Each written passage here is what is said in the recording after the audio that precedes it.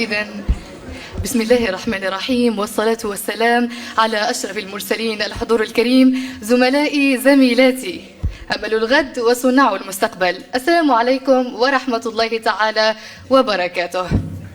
نلتقي اليوم في رحاب هذا البرلمان وفي قلوبنا فخر لا تسعه الكلمات، فخر الانتماء إلى وطن سقي بدماء 1.5 مليون شهيد.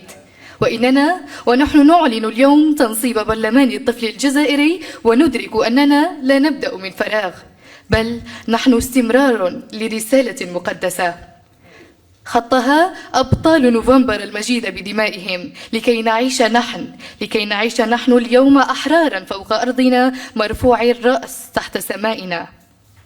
إننا يا زملائي ثمار تلك الشجرة الطيبة وأبناء هذا الوطن الذي لم يبخل علينا يوما بسبل الرعاية والاهتمام. نقف اليوم في هذه اللحظة التاريخية لا لننصب برلمانا فحسب، بل لنجدد العهد لوطن أعطانا الكثير، وحان الوقت لنتعلم كيف نكون في خدمته.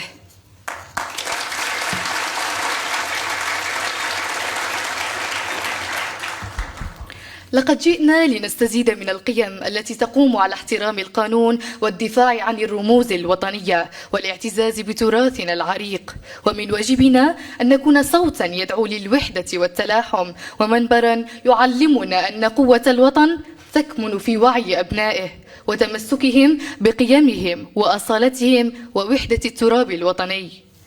إن مسؤوليتنا اليوم تتجاوز تمثيل أطفال الجزائر لتصل إلى غرس روح المواطنة في نفوس أقرانكم، فالمواطنة الحقة هي ليست انتماء جغرافيا فحسب، بل هي مسؤولية، سلوك وعطاء، وأن كل حق نطالب به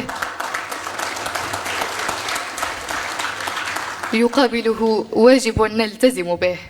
إن تنصيب برلمان الطفل الجزائري في ظل الجزائر الجديدة هو تجسيد راسخ لدولتنا بأن بذور المواطنة الصالحة تغرس اليوم في نفوس ناشئة، ودليل قاطع على أن صوت الطفل رقم أساسي في معادلة البناء الوطني.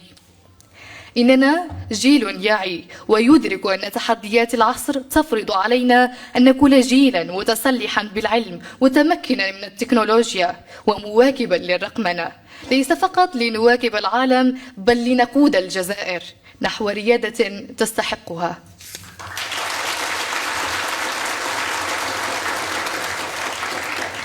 إن مسؤوليتنا في هذا البرلمان أن نكون حلقة وصل بين احتياجات الطفولة وتطلعات الدولة، لذا من واجبنا أن نتعلم المواطنة الإيجابية التي تزاوج بين القيم الأخلاقية الأصيلة والوعي الرقمي المسؤول بمستجدات العصر، فنحن نريد برلمانا يطرح الحلول، يبدع في الأفكار ويساهم في حماية الطفل من مخاطر العصر، معززا مكانته كشريك في التنمية المستدامة، لنبني غدا وطنا يحتل مكانة مرموقة بين الأمم وعليه ينبغي أن يكون حوارنا راقيا وطرحنا بناء واهتماماتنا منصبا على كل من يرفع شأن وطننا ويحافظ على مكتسباته.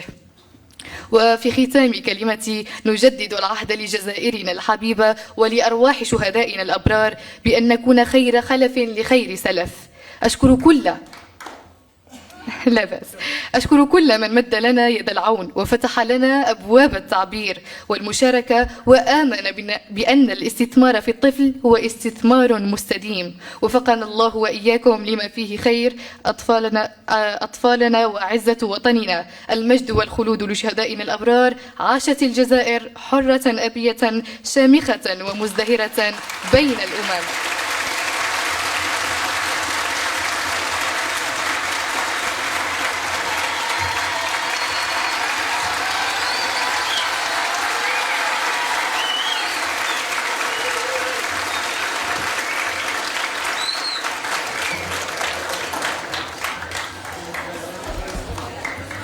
إذا تحيا الجزائر، تحيا الجزائر، تحيا الجزائر. شكرا لكم.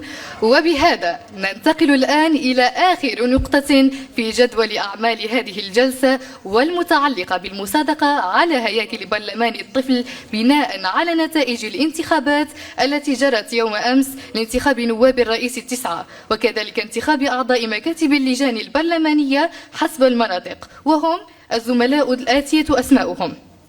بداية مع نواب الرئيس التسعة. مختار سليمان، فضلا نقف لكي نتعرف عليك.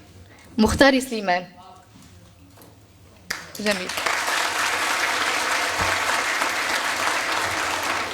أي أناديه يقف فقط لكي نتعرف عليه ثم يمكنه الجلوس. شكرا. بالعربي رحيل.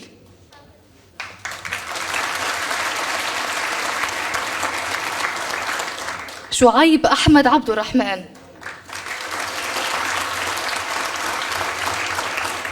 شراف ميمونة. قاسم نزيم. بنزراه سجود. راجعي وئام. آدم جميل. طيان رزقي. والآن أتلو عليكم أسماء أعضاء مكاتب اللجان الذين تم انتخابهم للسنة الأولى من عهدة برلمان الطفل 2025-2027، وهم الزميلات والزملاء الآتية أسماؤهم، بداية مع لجنة المواطنة وحماية حقوق الطفل. رئيس اللجنة قدور منصف. نائب رئيس اللجنة يوسف محمد أمين.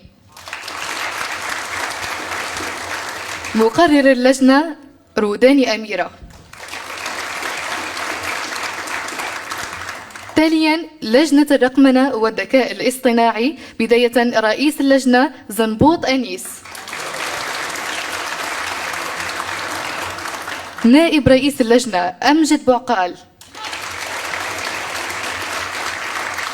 مقرر اللجنة دحمان خولة. ثالثا لجنة حماية البيئة، رئيس اللجنة سكلة عبد الرحمن. نائب رئيس اللجنة بن خدة سهيلة. مقرر اللجنة فراج مسعود. رابعا إذن مع لجنة الصحة المدرسية، رئيس اللجنة تيغمرمت لينا.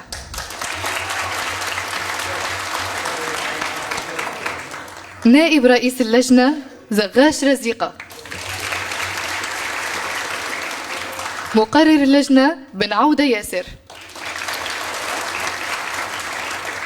إذن خامسا مع لجنة الثقافة التربية والتعليم، رئيس اللجنة دابغة إيناس.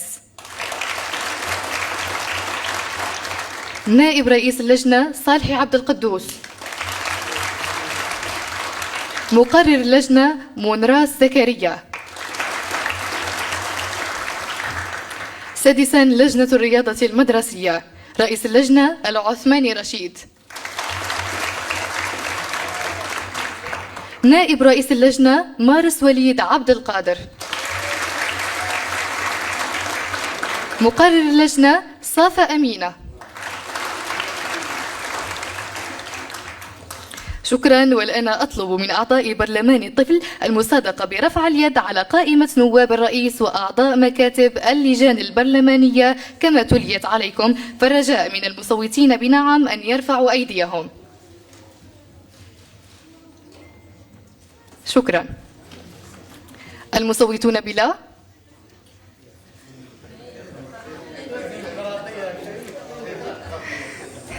شكرا. الممتنعون؟ شكرا. إذن أعتبر أن برلمان الطفل قد صادق على قائمة نواب الرئيس وأعضاء مكاتب اللجان البرلمانية للسنة الأولى من العهدة البرلمانية 2025-2027. شكرا لكم.